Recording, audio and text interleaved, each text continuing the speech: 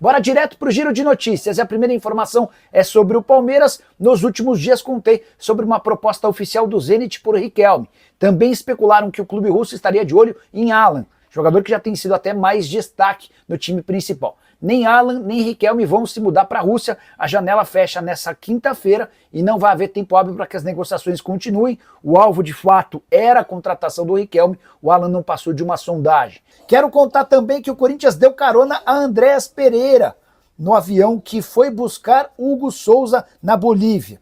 O Corinthians fez uma preparação especial para contar com seu goleiro titular para o confronto contra o Atlético Paranaense.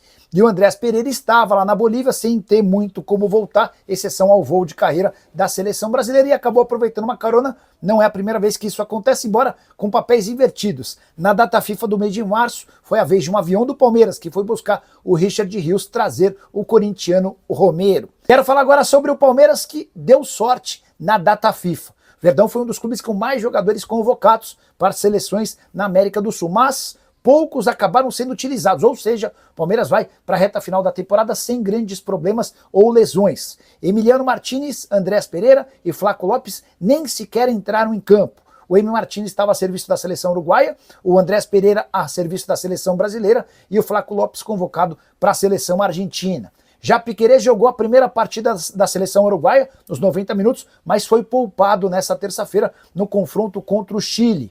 Gustavo Gomes e Ramon Sosa, esses sim foram mais aproveitados. Gustavo Gomes foi titular nos 2 jogos do Paraguai que voltou a uma Copa do Mundo depois de 16 temporadas. Já Ramon Sosa atuou por 167 minutos, Palmeiras que já tem de volta Abel Ferreira e se prepara para o Campeonato Brasileiro e também para a Libertadores a partir da semana que vem, confrontos contra o River Plate nas quartas de final. Para falar sobre a grande novidade do futebol ligado à TV nessa quarta-feira, o SBT vai transmitir a Copa do Mundo de 2026. Emissora paulista que não fazia transmissões de Copa do Mundo há 28 anos. O acordo foi fechado nas últimas horas. E terá outra grande novidade: Galvão Bueno será o responsável pela transmissão das partidas da seleção brasileira. Ele ainda vai transmitir a partida de abertura e a partida da final. Outros jogos serão feitos por Thiago Leifert. Duas ex-personalidades da Globo, agora ligadas no SBT. Importante registrar também que falta apenas a assinatura do contrato entre o SBT e a Live Mode, responsável pelos direitos de transmissão. Dessa maneira, dá para dizer que a próxima Copa do Mundo terá transmissões no SBT, na Globo e na Cazé TV. Galvão Bueno, que desde que deixou a Globo, assinou um contrato com o Prime Video, onde transmite por R$250 mil cada uma das partidas que ele é convocado. Galvão também tem um programa às segundas-feiras na TV Bandeirantes. E você, o que pensa sobre a chegada do SBT em relação à Copa do Mundo? Prefere assistir na Globo, no SBT ou na Cazé TV? Já usa o espaço para comentário e registra a sua opinião. Só não esquece de deixar like, de se inscrever no canal.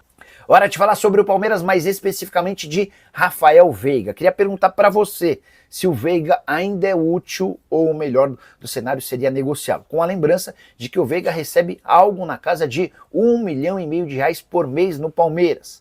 Números bem distantes de outras temporadas. Ele está completamente recuperado de um problema no pubis e pode reforçar o Palmeiras nas partidas de quartas de final contra o River Plate, embora não jogue desde 3 de agosto, naquela vitória por 3-0 contra o Sport. Bora citar os números e o andamento da temporada para o Rafael Veiga. São 33 partidas no ano, sendo titular em 20. 16 vitórias, 11 empates e 6 derrotas. Com o Rafael Veiga em campo, o Palmeiras tem 60% de aproveitamento dos pontos. Sem o Veiga, por uma incrível curiosidade ou coincidência, o aproveitamento sobe para 83% dos pontos. E aí que eu quero fazer a primeira pergunta: o que se justifica essa queda de aproveitamento dos pontos do Palmeiras, tendo o Rafael Veiga em campo, alguém que ainda é, apesar de estar jogando muito menos, o principal garçom do time? São 8 assistências na temporada contra 7 do Maurício e 5 de Piquerez e Estevão. O que mais chama atenção nos números do Veiga é a queda no número de gols marcados. Apenas 3 vezes ele foi às redes na atual temporada. Para completar sobre o Palmeiras, só registrar que antes dos 2 duelos contra o River Plate pelas quartas de final da Libertadores, o Palmeiras ainda recebe o Internacional no final de semana em jogo do Campeonato Brasileiro. Bora falar agora sobre a apresentação de Andréas Pereira no Palmeiras. O novo reforço alviverde, enfim, falou como jogador do Verdão e ganhou a camisa 8 da presidente Leila Pereira. A primeira declaração do Andrés, abre aspas, estou um pouco ansioso. Cheguei aqui e já fui para a seleção, não vejo a hora de estar em campo. A tendência é que o Andrés ganhe seus primeiros minutos com a camisa do Palmeiras no confronto contra o Internacional no final de semana pelo Campeonato Brasileiro. O meio-campista também se mostrou surpreso com todo o engajamento do torcedor do Palmeiras na tentativa de fazê-lo virar jogador alviverde algumas semanas atrás. Ele disse, abre aspas, foi muito importante o carinho que eu e minha família recebemos. Teve mensagem para meus pais, para meus tios, enfim, foram diversas mensagens. Do mesmo jeito que os torcedores estavam pedindo o anúncio da minha contratação, eu também andei bastante angustiado e preocupado, perguntando quando é que iriam me anunciar, disse o Andrés, se referindo a alguns dias atrás, naquele momento em que já se sabia do acerto, mas nada de o Palmeiras oficializar a contratação. Óbvio que o Andrés Pereira foi perguntado sobre aquele lance em que ele vestia a camisa do Flamengo, errou um passe e permitiu que o Daverson fizesse o gol do título do Palmeiras na Libertadores justamente contra o Flamengo. O Andrés minimizou o episódio, dizendo que faz parte do passado, que ele entende as provocações, gozações e discursos nas redes sociais, mas que o foco dele vai estar sempre dentro de campo, para ser um jogador cada dia melhor, um ser humano também, e se dedicando exclusivamente ao Palmeiras. Disse, realizado por vestir a camisa do Palmeiras, é o maior contrato que ele já teve com o clube brasileiro. Quando veio ao Flamengo, veio por empréstimo, e o André está super animado e otimista de que pode ter uma temporada bastante legal com o seu novo clube. Hora de falar sobre o Palmeiras, que refez as contas e imagina que pode contar com o Bruno Rodrigues, atacante comprado por 25 milhões de reais ainda em 2025. Você deve estar super confuso sobre a data de reestreia do atacante. E aí eu vou lembrar o caso para você entender o contexto. Ele é comprado depois de uma grande temporada de 2023 com a camisa do Cruzeiro, embora pertencesse ao Tombense. Operação de 25 milhões de reais. No segundo jogo da temporada de 24, ele sofre uma lesão no joelho e precisa parar. Ele opera, esse joelho faz uma artroscopia e retorna no mês de maio. Acontece que em maio ele sofre uma lesão muito mais grave, do tendão patelar do joelho esquerdo, bem parecida ao que o Ronaldo Fenômeno dos tempos de Inter de Milão havia sofrido. Mais de um ano depois, e o Bruno Rodrigues ainda não conseguiu voltar a jogar. Recentemente participou de um jogo-treino por cerca de 30 minutos, o que aumentou a expectativa de que o atacante possa reaparecer ainda nesse ano. Vale a lembrança de que alguns dias atrás, em uma entrevista coletiva pós-jogo, o técnico Abel Ferreira afirmou que pretende utilizar o Bruno apenas em 2026. Imagino que essa declaração do Abel tenha tido o objetivo de diminuir a pressão em cima do jogador, para que exatamente as pessoas parassem de perguntar e ele não se sentisse ainda mais pressionado. Há muita preocupação do ponto de vista psicológico, de alguém que passou por 2 intervenções cirúrgicas.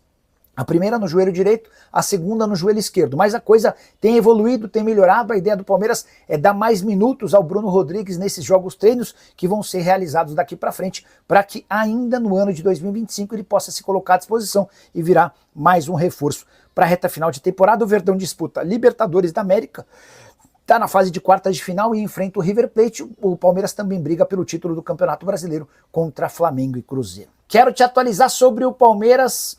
Se do ponto de vista esportivo o ano de 2025 é ruim, do ponto de vista financeiro a coisa não poderia ser melhor. Vale a lembrança de que o Palmeiras ainda não ganhou títulos na temporada, mas depois de 8 meses, o resultado... Depois de 7 meses, nos 7 primeiros meses do ano, a expectativa de superávit era de 5 milhões e 800 mil reais, pois o resultado final é de um lucro de 366 milhões de reais. Ou seja, o Palmeiras arrecadou 361 milhões de reais a mais do que aquilo que imaginava. Vou até corrigir, não é que ele arrecadou, ele lucrou, porque esses 366 milhões de superávit equivalem a quanto o Palmeiras faturou, menos aquilo que gastou. Ainda assim, sobrou toda essa grana. Vendas de jogadores, participação na Copa do Mundo de Clubes, além de uma série de outras receitas, como por exemplo o Avante, ajudam a explicar um número espetacular. Nos 7 primeiros meses do ano, o Palmeiras registrou uma receita de 1 bilhão e 100 milhões de reais, contra 708 milhões de reais de despesas.